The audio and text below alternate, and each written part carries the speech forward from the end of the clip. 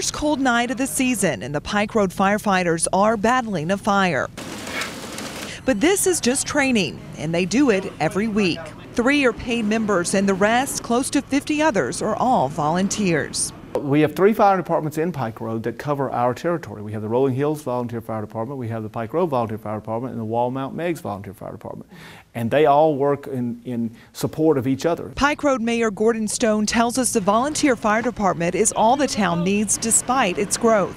He says the $5 million property tax residents voted for goes to support the department, along with the dedicated revenue from the town. He also says there is good news for residents worried about insurance ratings. Almost every neighborhood in Pike Road will be within the 6 ISO rating, which is going to put us at as competitive on our fire insurance rating as any other community in this region. Resident Cassie Grulin is happy with what she sees going on in the town.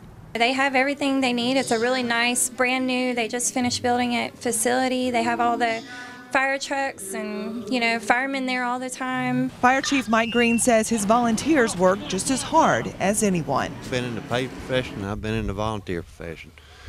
And I guess it took me a little while to realize that the real firemen are the guys that are volunteering, doing it from their heart. Those are the true heroes.